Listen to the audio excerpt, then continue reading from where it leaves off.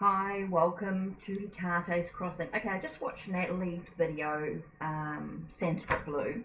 Just watched her video in regards to the VR to Monica Bodirsky with the frequently asked questions. So let's just go through really quickly. I'm just going to read through these questions as we go through them. Let me just move so I can read the questions. Okay, so when did you start reading tarot or Lenormand? Okay, tarot was over 20 years ago, 22, whatever.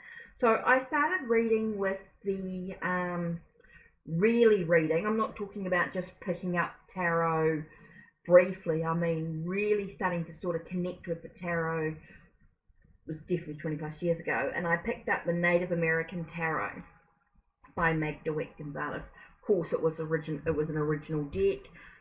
This has been a reprint since then with US Games.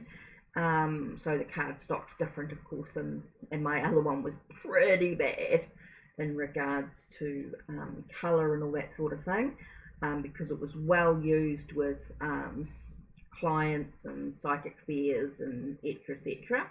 and working in a store. And so it's been replaced, of course, especially after the box of decks disappeared. Those that have followed my story will know what happened there. But basically I started reading tarot over 20 plus years ago, and reading for clients, psychic fairs, reading in my own store, creating my own business full time. So loved it. Okay, and with that, in about 11 years ago, I got Titiana's fortune cards. So that would be my first sort of introduction to Lenormand.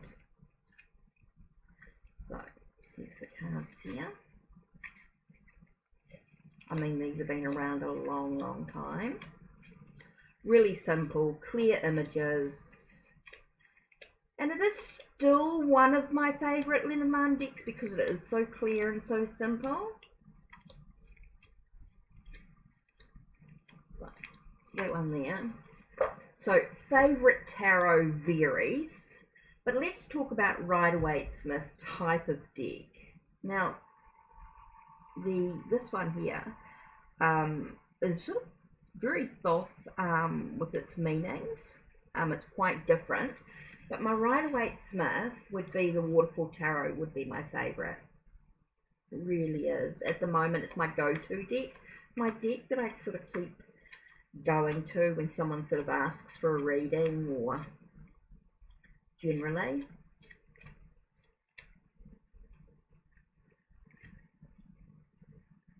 So I just love the waterfall colours. I love the twists in the cards. Just love.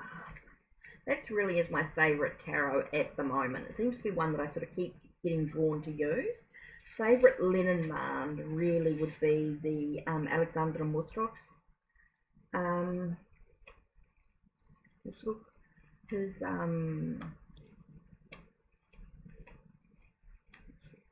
His Lenormand. I love his Kipper deck too, but we're talking about Lenormand here. I just like the simplicity of it. I like that sort of tea stained simplicity look to it. Very little in the way of scenery. It just sort of seems to speak volumes. I just love that sort of tea stained look too. It's really good with TDM. So, who influenced your art? Well, art is not something that I sort of really study or look into. I'm not really huge on art, so I couldn't really answer that question. What advice would you give to new readers? Practice, practice, practice. Really, pick up your deck, have a look at the imagery. Once you have a really basic understanding of keywords without going into too much detail, just look at the image and what does the image tell you. Speak to the, look at the cards, play with the cards, do one or two card spreads, Don't go, do 3 cards at the most. Don't make things too complicated for yourself, and study.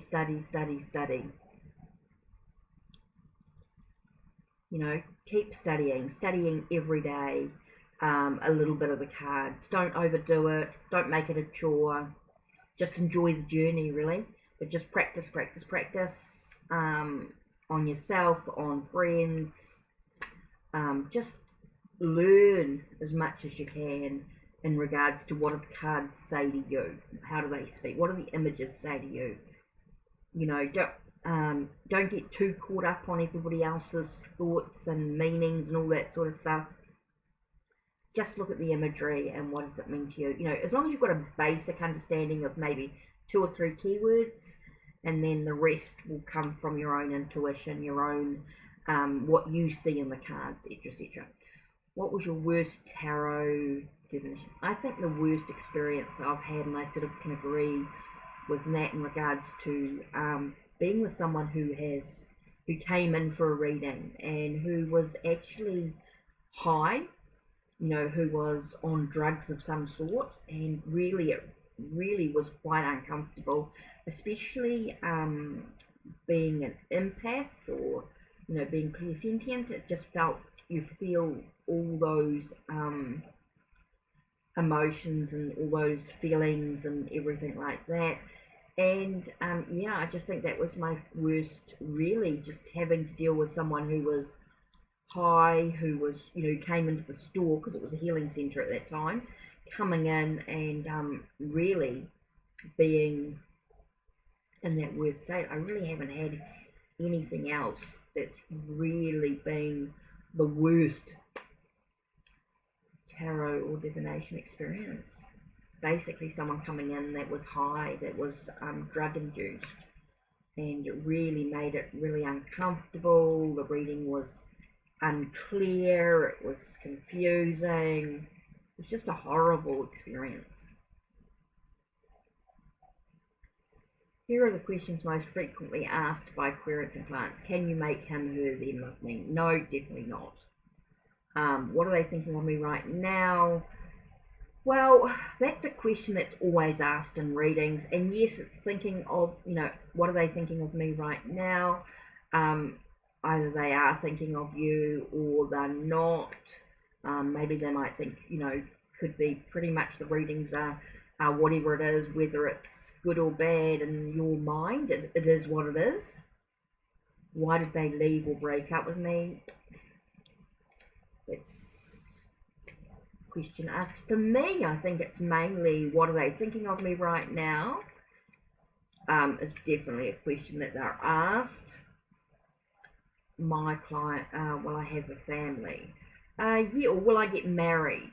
Will we get married is the big thing. And will we have children? So I suppose yes. It is quite a big thing. The marriage situation can be answered into some degree.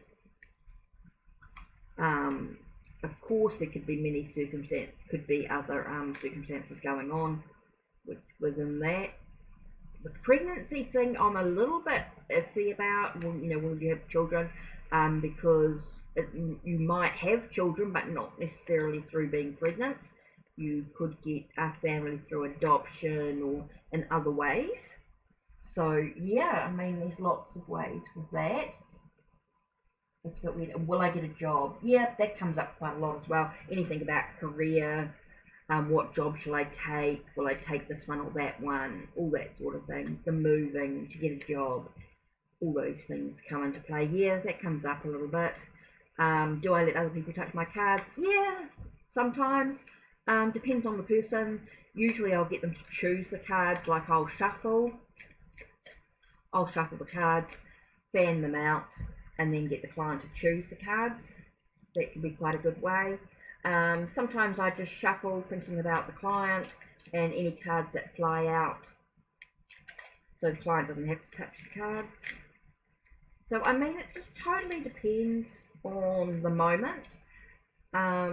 I don't mind people touching my cards. I cleanse them in between a reading, before a reading, always using smudging crystals, etc. visualizations, so I don't mind people touching my cards, no biggie.